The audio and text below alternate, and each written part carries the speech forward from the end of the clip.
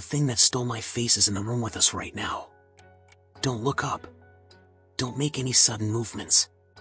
It feeds on recognition. You asked why I insisted we meet at midnight, why I'm wearing this hood even indoors, why I've been missing for weeks. I'm about to tell you something so fucked up that you'll either think I've lost my mind completely or, worse, you'll believe me. My name is Julian Mercer. Or it was, until the morning I peeled back my eyelids and found a dead man staring back at me from my bathroom mirror. 3 weeks ago. That's when it happened. I remember every excruciating detail. The taste of copper flooding my mouth as I screamed silently. The smell of decay that seemed to seep from my own pores. The sensation of my skin fitting wrong, like a suit tailored for someone else's body. I'd been having these nightmares for weeks before it happened. Dreams where something ancient and patient watched me through cracks in reality.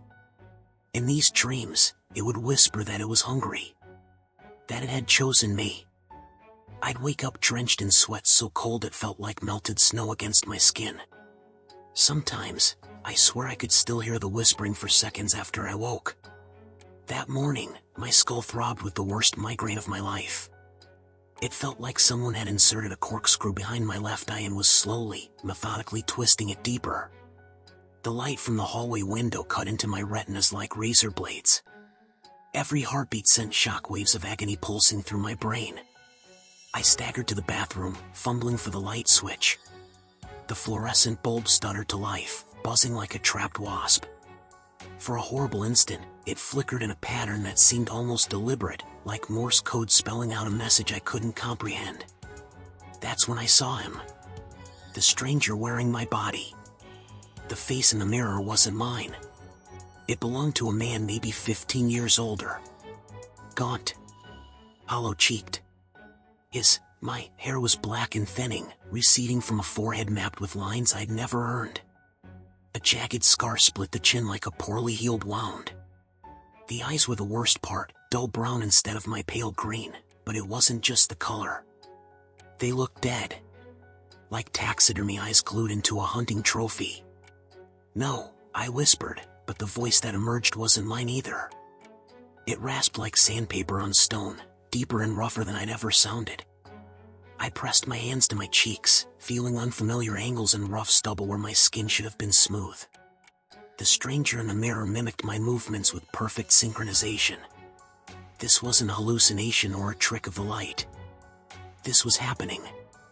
I clawed at my face frantically, digging my nails into the skin until I drew blood, thick, dark droplets that oozed rather than flowed. It didn't feel like my blood.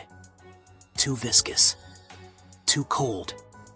It smelled wrong too, not metallic but somehow rotten. I tore through the medicine cabinet, searching desperately for something to explain this nightmare.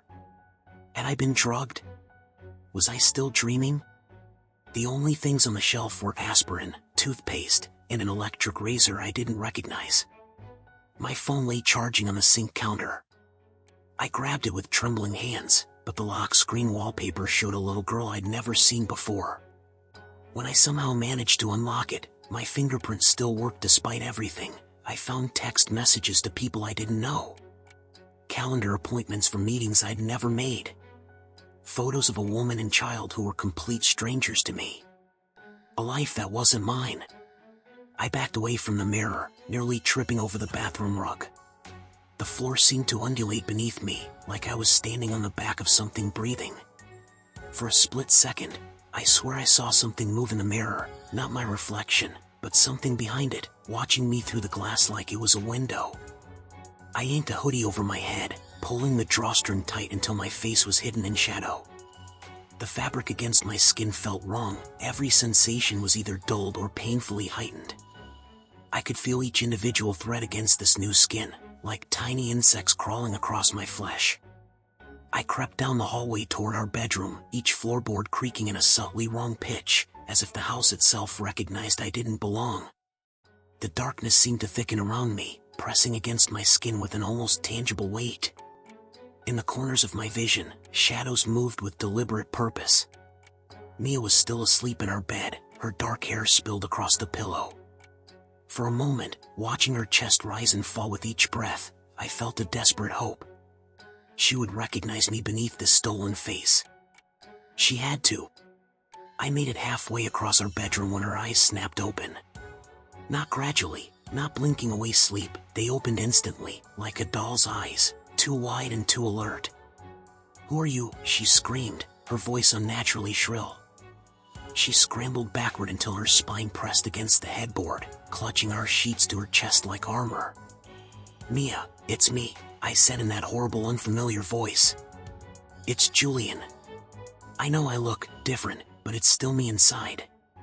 Her face contorted into an expression I'd never seen before, not just fear, but visceral disgust, as if I were something putrid and rotting.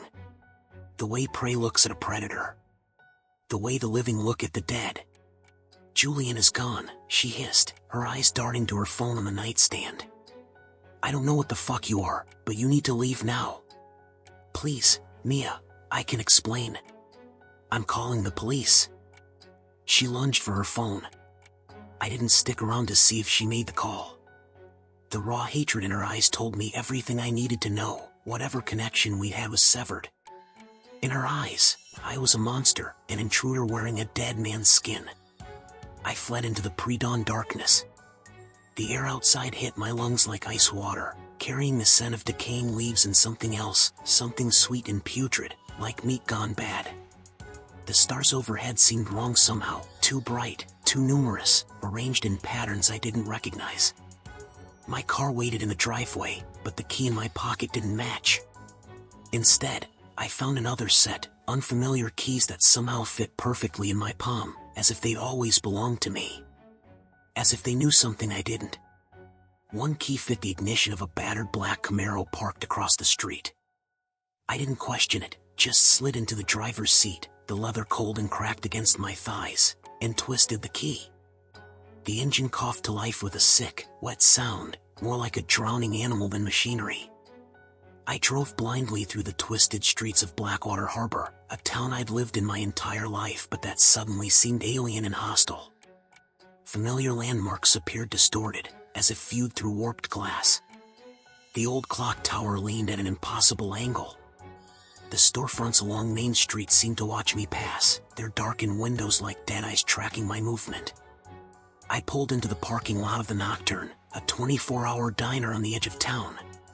The neon sign flickered erratically, bathing everything in pulses of sickly blue light. For a heartbeat, I swear the sign transformed, the letters rearranging themselves to spell the nothing before snapping back to normal. I sat in the car for several minutes, watching my reflection in the rearview mirror. The stranger's eyes stared back, hollow, haunted. But behind them, was that still me? Or was something else looking out from behind those unfamiliar eyes? The diner's windows glowed with harsh fluorescent light, revealing a handful of patrons scattered at booths and the counter. Normal people having a normal night. I needed that normality desperately. The bell above the door jangled discordantly as I entered, the notes hanging in the air a beat too long. A few patrons glanced up, their faces momentarily blank, not just uninterested, but utterly devoid of expression, like mannequins. Then, as if someone had flipped a switch, they returned to their conversations and coffee. I slid into a booth in the far corner, positioning myself so the dim lighting would keep my face in shadow. The vinyl seat was sticky against my jeans, and the table had a faint, iridescent sheen that didn't quite match the overhead lights. A waitress approached, her movements jerky and unnatural. Her name tag read Vera, but as she came closer, the letters seemed to swim and rearrange themselves. Her smile was fixed and rigid, stretching her lips too far across her teeth. "What'll it be, hon?" she asked, her voice flat and toneless. "Just coffee," I mumbled, keeping my head down. She nodded, her neck moving too far, too loosely, and walked away. Her footsteps made no sound against the linoleum. I buried my face in my hands, trying to think. What the hell was happening to me? Was I losing my mind? Having some kind of psychotic break? Or was this real? Had I somehow been replaced? The coffee arrived, black and oily, its surface reflecting the overhead lights and patterns that shifted when I wasn't looking directly at them. I couldn't bring myself to drink it. The smell was wrong, not like coffee at all, but like earth from a freshly dug grave. There you are. We've been looking everywhere for you. The booming voice jolted me from my thoughts. A massive man stood at the edge of my booth, grinning down at me. He had to be 6'5", with shoulders like a linebacker and arms covered in tattoos that seemed to writhe under the fluorescent lights. His smile was too wide, too white, like a shark's. "You're supposed to be at home, Victor," he said, emphasizing the name with an unnatural pause, as if testing whether I would respond to it. Victor. The name hit me like an electric shock. This body had a name, and this man knew it. I'm a little disoriented, I managed, studying his face for any sign of recognition. Was this someone who knew the real me? Or someone who knew Victor, whoever that was? He laughed, a sound like gravel in a garbage disposal. "No shit. Iris said you've been off your meds again. Started with all that crazy talk." He slid into the booth across from me, the vinyl squeaking obscenely beneath his weight.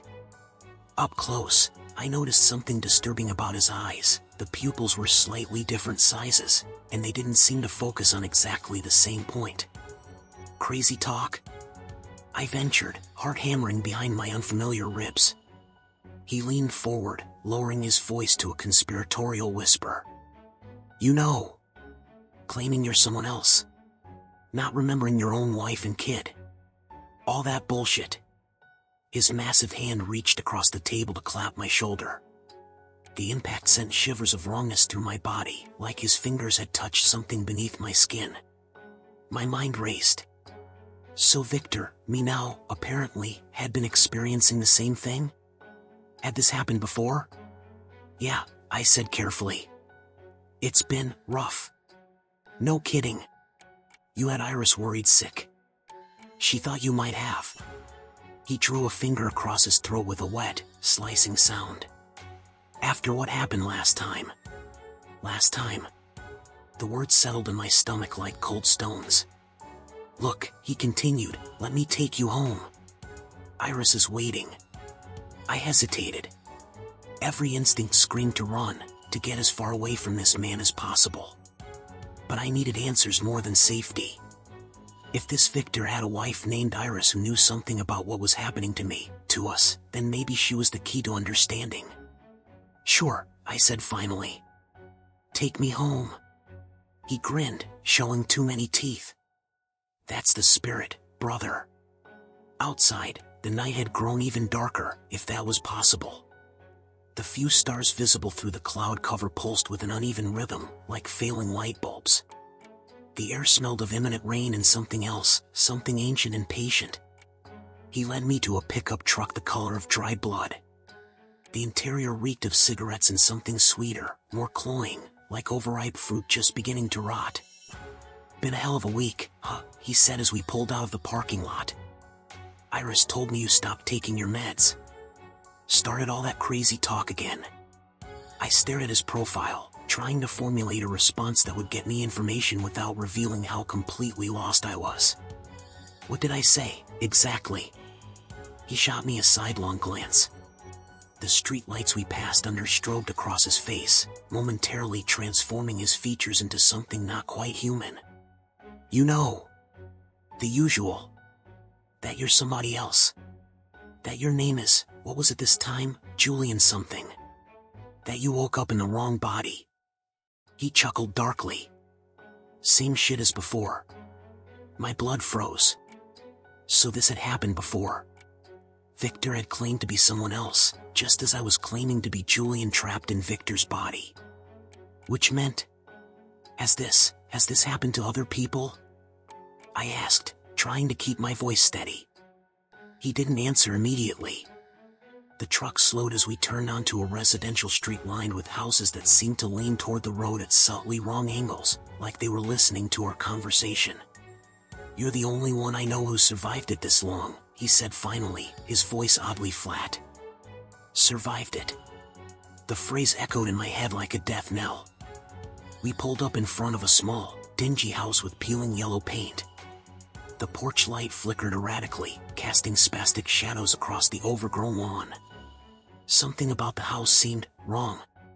Like it wasn't fully anchored to the world around it. The shadows it cast were too deep, too solid, as if they were holding the structure in place rather than being cast by it. "Home sweet home," he said, killing the engine. "Iris is waiting." I stepped out of the truck, my legs unsteady beneath me. The ground seemed to shift underfoot, subtly resisting my weight. The air here was different, thicker, charged with a static electricity that made the hair on my arms stand on end. Iris was waiting at the door before we even reached the porch. She was slender but with a hardness to her, like someone who had been worn down to essential components. Her blonde hair was cut short, framing a face that might have been pretty once, before exhaustion and fear had carved permanent lines around her eyes and mouth. When she saw me, her expression cycled rapidly through relief, apprehension, and something darker, a knowing look that made my skin crawl. "Thank God," she whispered, pulling me into a stiff embrace that felt more like restraint than affection. She smelled wrong, not like perfume or shampoo, but like dried flowers and formaldehyde. I was so worried. I stood rigidly in her arms, unsure how to respond. Did she know I wasn't her husband? Could she tell the difference? She pulled back, studying my face with unnerving intensity. "You look different," she said, her voice tinged with suspicion. "I'm fine," I lied, attempting a smile that felt more like a grimace on this unfamiliar face. "Just tired." Her eyes narrowed slightly, but she nodded and stepped aside. "Come inside. You must be hungry." The house smelled of stale beer and something else, something old and musty, like books left to rot in a flooded basement. The living room was cluttered with mismatched furniture and children's toys scattered across a stained carpet. Crayon drawings covered one wall, disturbing images of stick figures with too many limbs and faceless, winged creatures hovering above them. A small sound came from the hallway. A little girl, no more than 6, peeked around the corner. Her eyes, too large for her pale face, fixed on me with an unnerving steadiness. "Hi, Daddy," she whispered, her voice so soft it barely disturbed the air. My heart fractured. This child, this stranger's child, recognized me as her father. And I was an imposter wearing her father's skin. "Hi," I managed, the word catching in my throat like a fishbone. She didn't move closer, just stood watching me with those two knowing eyes. There was something in her gaze that no child should possess, a wariness, an ancient understanding. "Are you really my daddy today?" she asked, her voice eerily calm. The question hit me like a physical blow. Iris's sharp intake of breath behind me confirmed that this wasn't normal, even in this nightmare I'd found myself in. "Abigail," Iris hissed. "Go to your room. Now." The little girl, Abigail, held my gaze for one more excruciating second before turning and disappearing into the shadows of the hallway. Her footsteps made no sound as she retreated. "Kids," Iris laughed nervously, pressing a hand against my back to guide me toward the kitchen. "They say the strangest things." But we both knew it wasn't strange.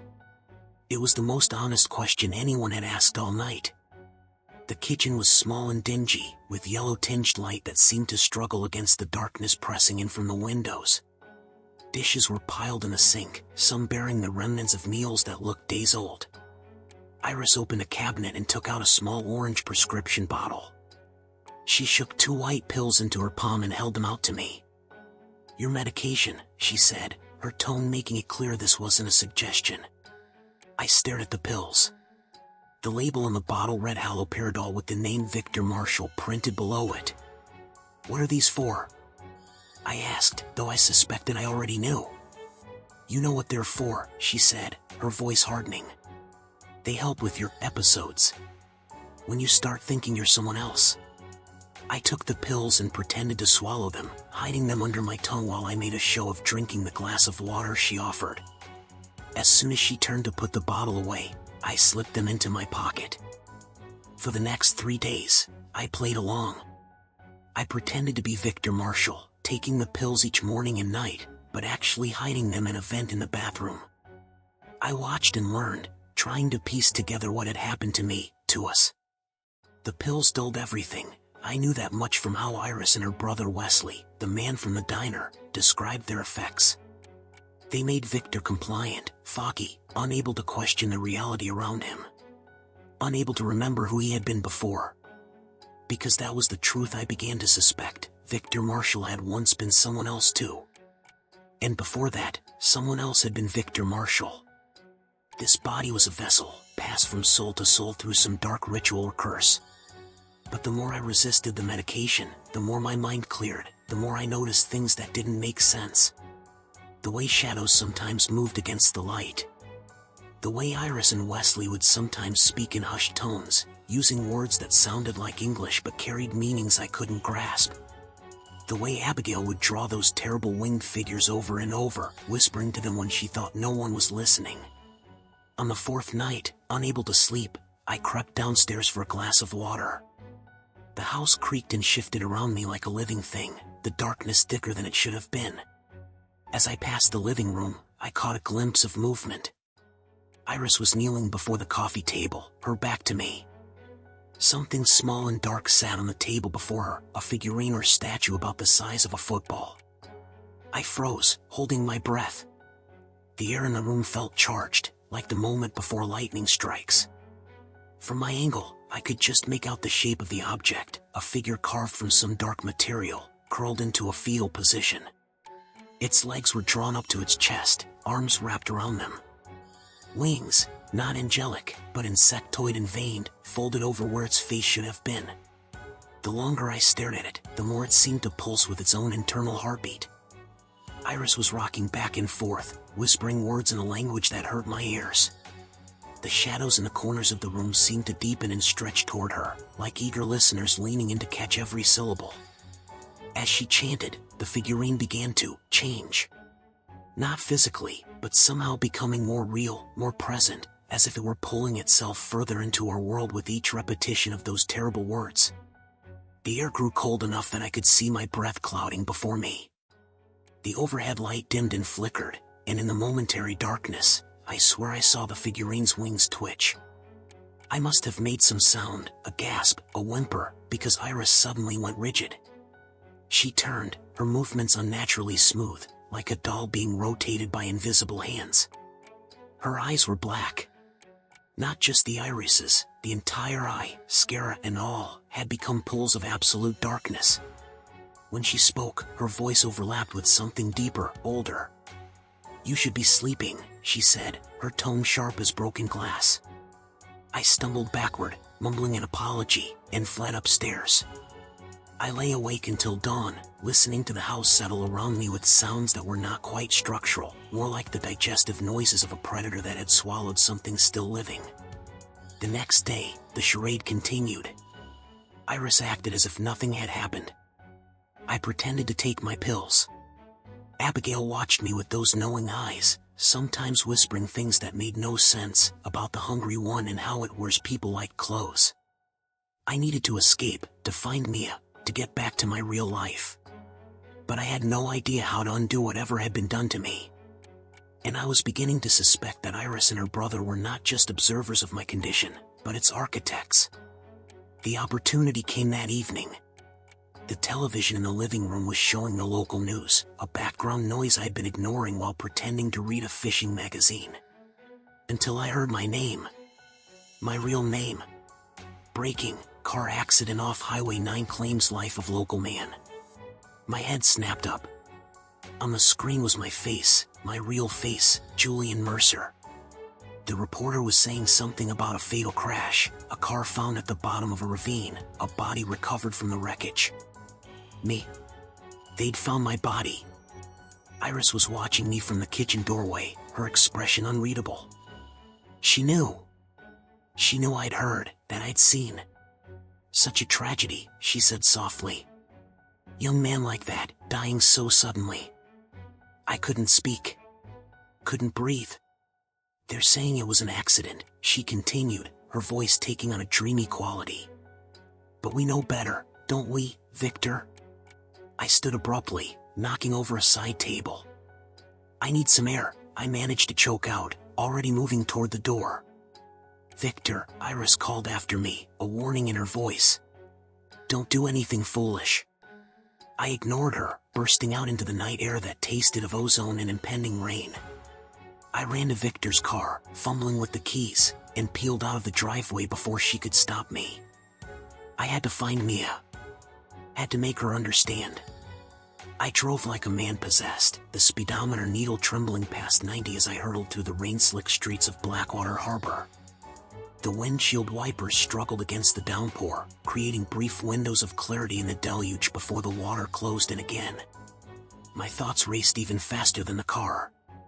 I was dead. My body had been found, mangled in a wreck. Yet here I was, conscious and alive in someone else's skin. What did that mean?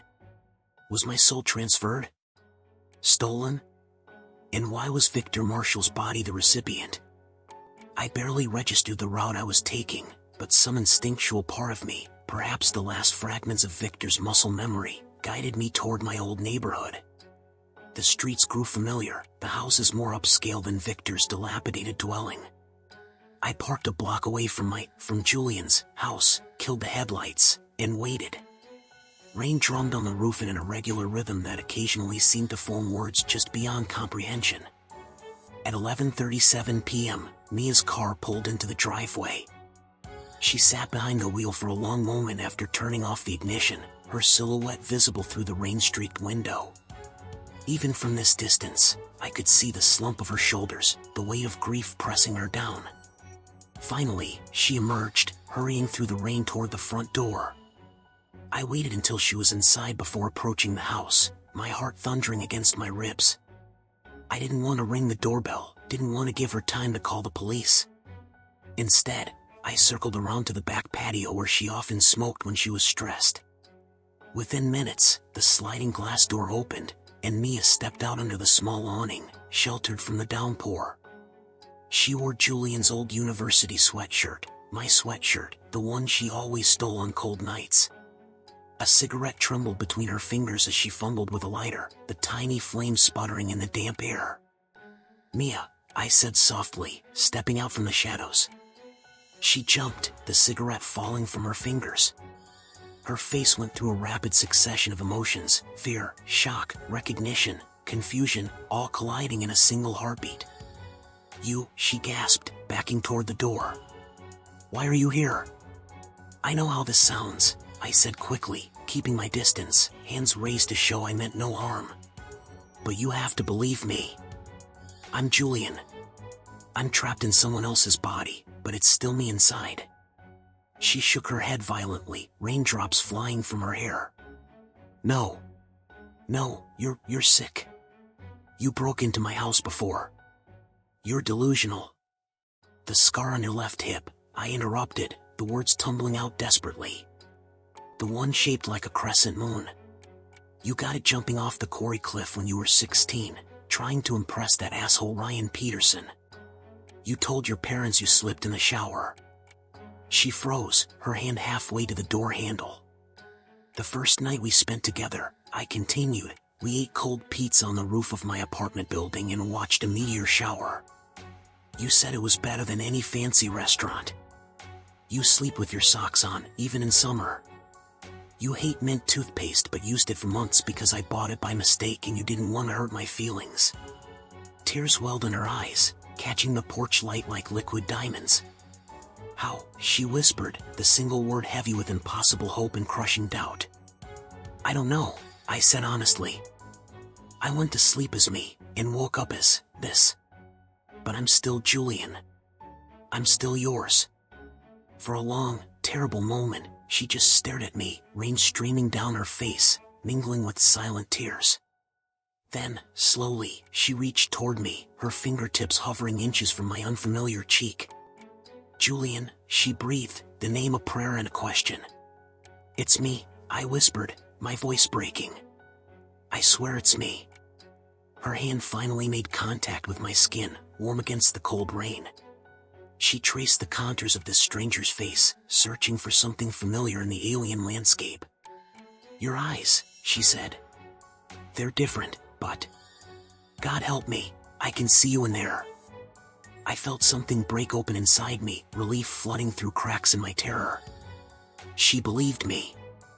Against all reason, against all evidence, she recognized the soul behind the mask. She led me inside, both of us dripping rainwater onto the hardwood floors neither of us cared about. The house was exactly as I remembered it, yet seeing it through these different eyes made everything subtly wrong, colors muted, dimensions slightly off, as if I were viewing a faithful but imperfect recreation. We talked until dawn broke, gray and sullen, through the kitchen windows. I told her everything, waking up in Victor's body, the Marshall family, the figurine, Iris's midnight ritual. She listened without interruption, her expression cycling between horror, sympathy, and determination. "We need to figure out what's happening," she said finally, her practical nature asserting itself through the shock. "If what you're saying is true, then someone or something stole your body. Killed you, essentially. And put you in this other man's body. But why?" I asked. "Why me? Why Victor?" Mia shook her head. "I don't know. But there's something else strange. The morning you disappeared. When I first saw you like this." She hesitated. "Julian, the Julian who came home, he was different." "Different how?" "Cold. Distant. Like he was, I don't know, wearing Julian like a costume. Going through the motions. I thought it was shock from finding a stranger in our house, but..." She shuddered. "It never felt right after that." A terrible understanding began to form in my mind. What if whatever took my body, whatever swapped us, isn't human at all? That day, we began researching.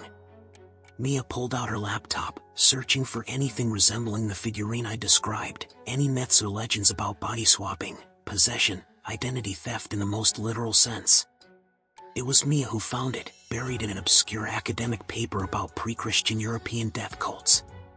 A figure called the Hollow King or the Face Thief. A being that could inhabit human forms, discarding them when they wore out, leaving the displaced souls to wither away in whatever vessel it had last abandoned. The description of its physical form matched the figurine exactly, a mouthless, winged creature always depicted in a fetal position, its appendages folded over its face as if hiding from its own nature. According to the fragmentary texts, it needed rituals performed by human servants to facilitate the transfers. Servants who were rewarded with what? The text was unclear, but it suggested protection for the servants and their families. Safety from ever becoming vessels themselves. "This is it," Mia whispered, her face illuminated by the blue glow of the screen. "This is what's happening to you." The paper contained a further warning. The stolen soul would rot away in its new vessel, memory by memory, until nothing remained. The body would survive, but the consciousness would dissolve, leaving an empty shell ready for a new displaced soul. That's why Victor was on medication, I realized aloud. The pills were keeping him docile, making him forget who he was before. "And that's why you need to stay off them," Mia said firmly. "We need to figure out how to reverse this before..." She didn't finish the sentence.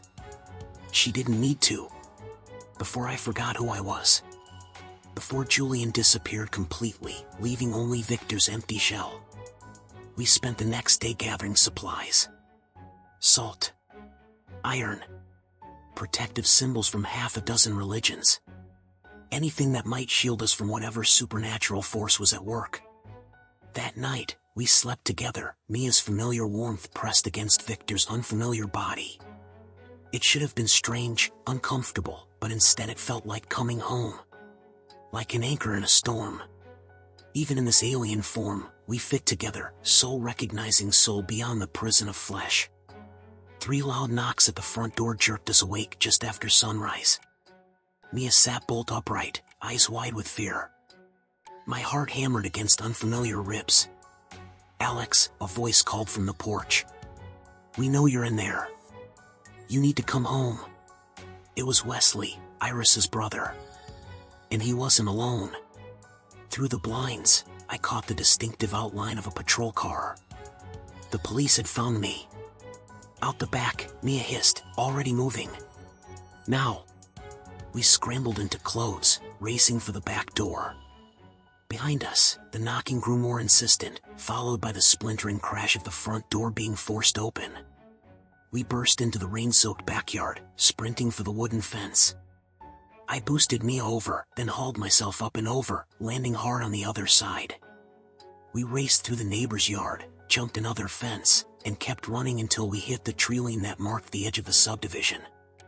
Behind us, I heard Iris's voice, unnaturally loud in the morning stillness. "It's too late," she screamed. "You can't outrun it." We didn't look back, just pushed deeper into the woods, slipping on wet leaves and mud, branches whipping at our faces. The trees grew denser, older, the light dimmer beneath their ancient canopy. I don't know how long we ran. Hours, maybe. Until our lungs burned and our legs threatened to buckle.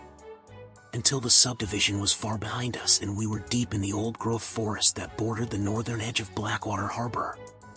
Finally, we stopped in a small clearing, both of us gasping for breath.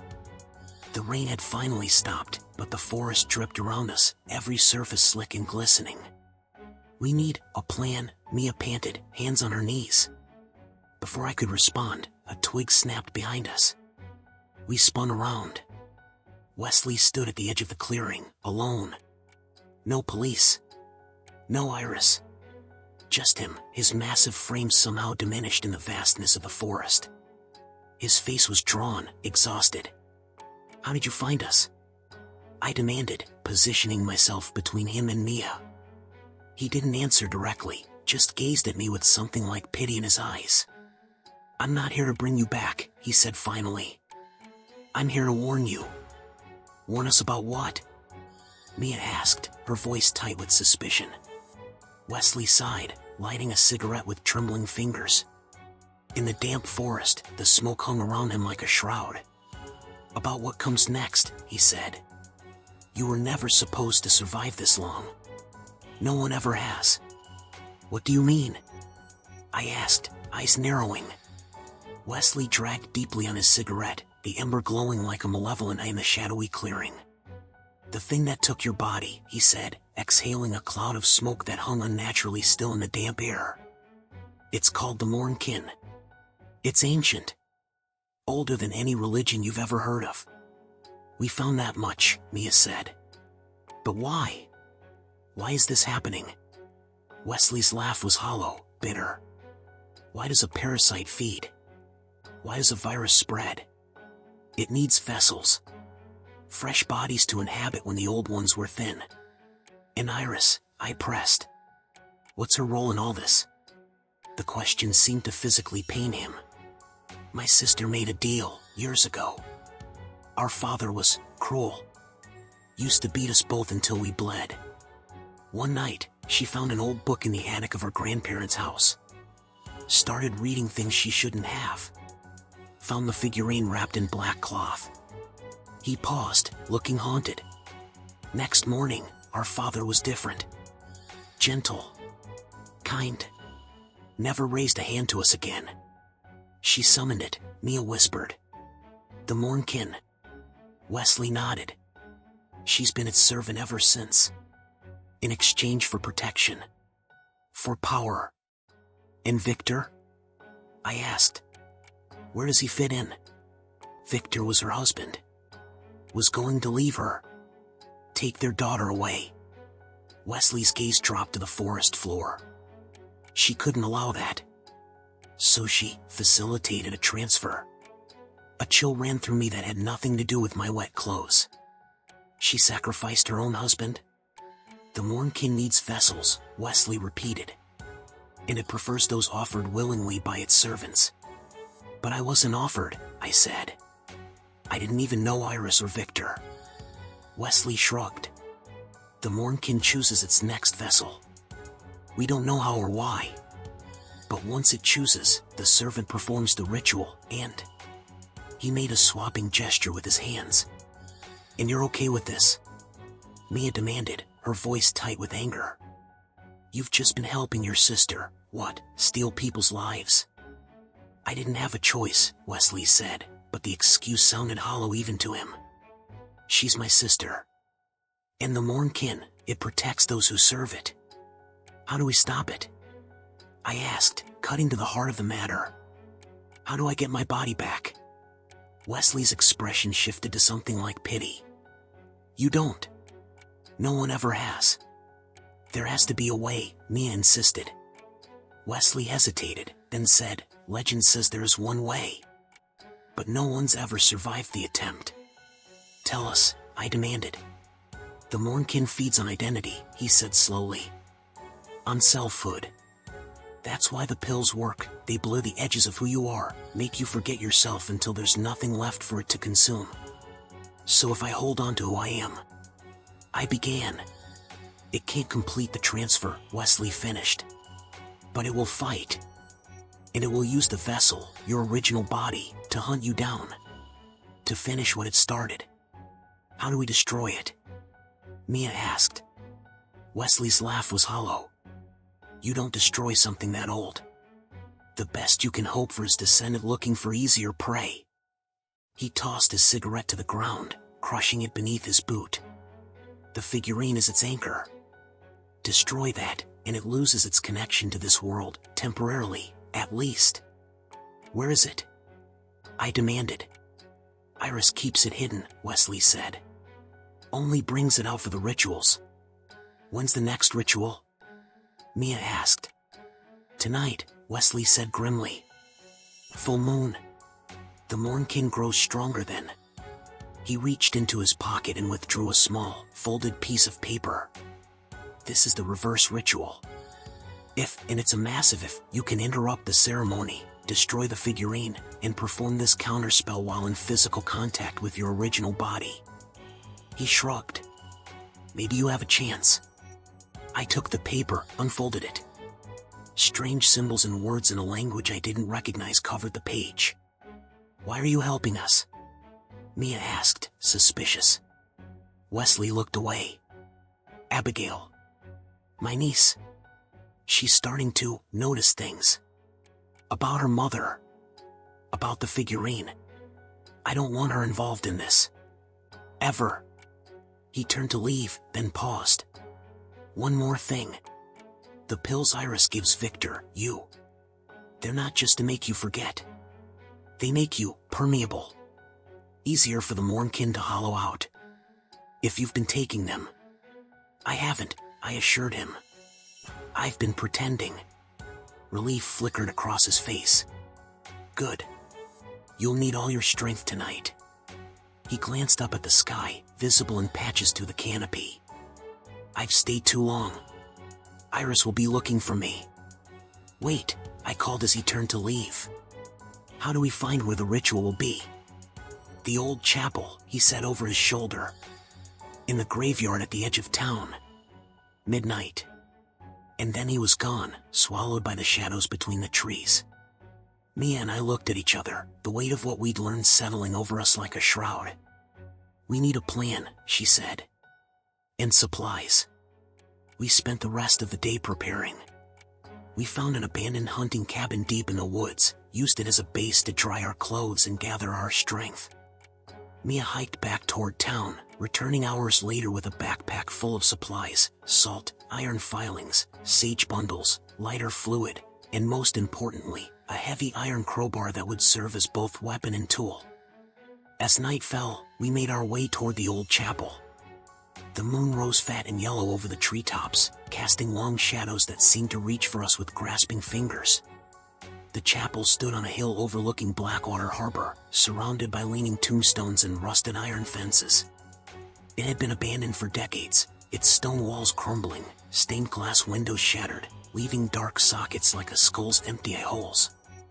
We approached cautiously, keeping to the shadows cast by ancient oak trees and moss-covered mausoleums. From within the chapel, a sickly yellow light pulsed in an uneven rhythm. Peering through a broken window, we saw them. Iris stood at what had once been an altar, now draped in black cloth embroidered with silver symbols. Before her sat the figurine, the Mourn-Kin's anchor, its twisted form more disturbing in the flickering candlelight. And beside her stood, me. My body, my face, but the thing inhabiting it was clearly not human. Its movements were too fluid, as if its bones were merely suggestions rather than solid structures. Its smile was too wide, its eyes reflecting the candlelight like an animal's. "The Mourn-Kin," Mia whispered, her voice catching. "In your body." I nodded, unable to speak. Seeing my own face worn by something else was profoundly violating, like watching my own corpse rise from the grave. "When I say run," I whispered to Mia, "get as far from here as you can. Don't look back." She gripped my arm, her fingers digging into unfamiliar flesh. "We do this together or not at all." Before I could argue, the chanting inside grew louder. Iris's voice rose and fell in that strange, ancient language, the sound seeming to distort the air around her. The figure wearing my body began to convulse, its movements jerky and wrong, as if something was trying to tear its way out from inside.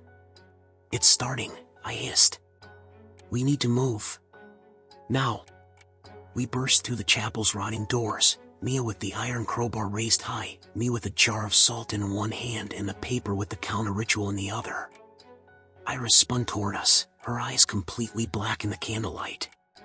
"You," she shrieked, the single syllable elongated into something inhuman. The thing in my body turned more slowly, its movements languid and amused. When it smiled, its teeth seemed too numerous, too sharp. "Victor," it said, but the voice, my voice, was layered with something else, something ancient and hungry. How unexpected. How delicious. I flung the salt, a white arc cutting through the darkness. Where it touched Iris, she screamed, her skin blistering. Where it touched the thing wearing my body, the salt simply disappeared, as if absorbed. Mia lunged for the figurine, swinging the crowbar with all her strength. Iris moved with inhuman speed, interposing herself between the weapon and the idol. The iron bar connected with her shoulder with a sickening crack. She crumpled, but her eyes remained fixed on us, burning with hatred. I rushed toward the altar, desperate to reach the figurine. The thing in my body moved to intercept me, its borrowed face splitting in a grin that stretched literally from ear to ear. "You cannot stop what has already begun," it said, its voice resonating at a frequency that made my bones ache. "Your vessel is mine. Your soul will dissolve, fragment by fragment, until nothing remains but an empty shell ready for the next displaced spirit." It reached for me with hands that seemed to elongate, fingers stretching into claw-like appendages. Where they brushed my skin, I felt a horrible coldness, like frostbite spreading through my veins. "Julian," Mia shouted, tossing me the crowbar. I caught it one-handed, the weight of it reassuring in my palm. With a desperate cry, I swung it at the figurine still perched on the altar. The crowbar connected with a sound like shattering glass. The figurine exploded, fragments of whatever ancient material it was made from spraying across the chapel like shrapnel. A howl filled the air, not coming from any of us, but from everywhere at once. The stone walls of the chapel trembled. Candles guttered and died. The thing wearing my body convulsed, its back arching at an impossible angle. "No!" Iris screamed, crawling toward the shattered remains of the figurine. "Master, no!" I unfolded the paper Wesley had given me, struggling to make out the strange symbols in the sudden darkness. The moonlight filtering through the broken windows was our only illumination, casting everything in silver and shadow. "I need to touch it," I gasped to Mia. "My original body. I need physical contact for the counter-ritual." The thing wearing my body was still convulsing, locked in some kind of seizure. Its eyes rolled back, showing only whites. Foam flecked its lips, my lips. I approached cautiously, the paper clutched in one hand. The counter-ritual was short, just a few lines in that strange language, but I had no idea if I could pronounce the words correctly, or if Wesley had been telling the truth. As I reached for my original body, its eyes snapped forward, locking onto mine. No longer human eyes, the pupils had stretched into vertical slits, like a cat's or a reptile's. "Vessel," it hissed, the word barely recognizable through its distorted mouth. Its hand shot out, gripping my wrist with crushing force. I cried out in pain but didn't pull away. This was what I needed. Physical contact. I began reciting the counter-ritual, the strange words feeling like stones in my mouth. Each syllable burned my tongue, as if the language itself was caustic. The thing in my body began to shake more violently, its grip on my wrist tightening until I felt bones grind together. Behind us, Iris was still scrabbling for pieces of the shattered figurine, trying to reassemble it. "Mia!" I shouted. "Stop her!" Mia moved toward Iris, but my focus was entirely on the counter-ritual.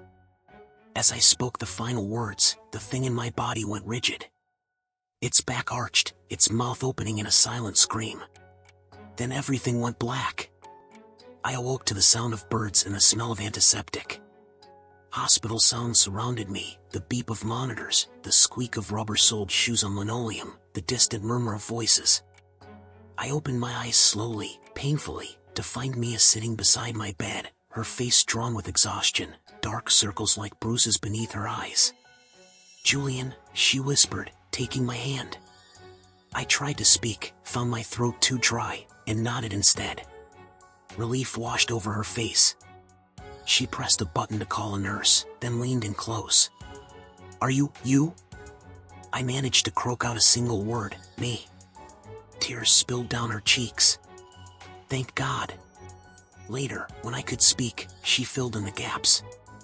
After the counter-ritual, both bodies, mine and Victor's, had collapsed. She'd managed to overpower Iris, binding her with the older woman's own ritual cords until the police arrived. The official story was carbon monoxide poisoning from candles in the poorly ventilated chapel. Mass hallucination. Shared delusion. The authorities had no framework for what had really happened. As for the Mourn-Kin itself, Mia believed the counter-ritual had worked, forcing it out of my body and back into the void it came from. With its anchor destroyed, it had no foothold in our world. "But Victor?" I asked, my voice still raw. "What happened to him?" Mia looked away. "The doctors say his body suffered massive neurological damage. He's alive, but..." She paused. "He's not responsive. Brain dead, essentially." I closed my eyes, grief washing over me. Victor Marshall, whoever he had been before the Mourn-Kin took him, was gone. His soul had dissolved, fragment by fragment, until nothing remained but an empty shell. Just as mine would have, if we hadn't stopped the cycle. We thought it was over after that. Iris was committed to a psychiatric facility. Wesley disappeared, presumably to start a new life far from Blackwater Harbor. Abigail was placed with distant relatives who knew nothing of what had happened. Mia and I tried to rebuild. To forget. To move on. For a while, it seemed to work. I recovered from my injuries. We moved away from Blackwater Harbor to a small coastal town where no one knew us. We married in a quiet ceremony by the sea. Started talking about children, about the future. The nightmares came less frequently. The constant feeling of being watched gradually faded. Until last week. I was walking home from work, taking my usual route along the beach. The sun was setting, painting the water in shades of crimson and gold. I remember thinking how beautiful it was, how lucky I was to have survived, to have this second chance at life. That's when I noticed the figure standing at the water's edge. A child, judging by the size. A little girl with her back to me, dressed in a white sundress that fluttered in the sea breeze. Something about her posture, the unnatural stillness with which she stood facing the ocean, sent a chill down my spine. I approached cautiously, concerned that a child was alone by the water at dusk. "Hey there," I called. "Are you okay? Where are your parents?" She didn't respond, didn't move, didn't even seem to breathe. The waves lapped at her bare feet, but she remained perfectly still, like a photograph superimposed on the shifting landscape. I moved closer, my footsteps crunching on the wet sand. "Hello?" When she finally turned, the last rays of sunlight illuminated her face. A face I recognized instantly. Abigail. Iris and Victor's daughter. But her eyes were completely black, like pools of oil. No lights, no iris, just depthless darkness. "Hello, Julian," she said, her voice layered with something ancient and hungry. "Did you think it was over?" I stumbled backward, my heart hammering against my ribs. "You're not real," I gasped. "You can't be here." Her smile stretched too wide, revealing teeth that seemed too numerous, too sharp for a child's mouth. "I am always here, Julian Mercer. I am the space between heartbeats. The shadow behind your reflection. The cold spot in a warm room." "The figurine was destroyed," I said, my voice cracking. "The anchor was broken." She laughed, a sound like glass breaking. "Anchors can be rebuilt. Vessels can be found." She took a step toward me, her movements too fluid, too articulated. "And I am so very, very hungry." I ran. Sprinted up the beach toward home, toward Mia, toward safety. I didn't look back, didn't stop until I burst through our front door, slamming it behind me and throwing every lock. Mia found me there, pressed against the door, hyperventilating. "Julian," she asked, alarmed. "What's wrong? What happened?" I told her everything. About Abigail on the beach. About the black eyes. About what the thing inside her had said. Mia's face went pale. "That's impossible," she whispered. "Abigail is hundreds of miles away. With relatives." "I know what I saw," I insisted. She held me, tried to calm me down. Suggested stress, PTSD, the trauma of what we'd been through manifesting as hallucinations. I almost believed her. Wanted to believe her. Until we found the wet, child-sized footprints on our kitchen floor the next morning. For days, we've been seeing signs of her. Glimpses of a white sundress disappearing around corners. The sound of a child's laughter in empty rooms. Objects moved when we aren't looking. And everywhere, that crushing sense of being watched by something ancient and patient. Last night, I woke at exactly 3:17 a.m. The bedroom was frigid, my breath clouding before my face. Mia was sound asleep beside me, but something was wrong with her breathing, too shallow, too slow. I rolled over and found Abigail standing at the foot of our bed, those oil-slick eyes fixed on mine, that too-wide smile splitting her face. "I can wear anyone," she whispered, her voice scraping against my eardrums like rusted metal. "Any vessel will do." Her gaze shifted pointedly to Mia's sleeping form. "Leave us alone," I hissed, reaching for the bedside lamp. Abigail, or the thing wearing Abigail, tilted her head at an impossible angle. "But I'm so lonely, Julian. And you're the only one who ever got away." When I finally managed to turn on the light, she was gone. Just the lingering scent of seawater and decay, and a small, wet footprint on the hardwood floor. This morning, Mia didn't remember any of it. Laughed off the footprint as tracking from the beach. Kissed me goodbye as she left for work, her lips strangely cold against mine. That was 3 hours ago. She should have called by now. Should have texted to let me know she arrived safely, like she always does. So you see why I asked you to meet me here, at this diner, at midnight. Why I'm wearing this even indoors. Why I had to tell someone what's happening. Because I think it's found a new vessel. I think it's wearing me now. And I think it's only a matter of time before it comes for me again. Don't look up. But if you do, if you can't help yourself, tell me something. Do Mia's eyes look normal to you?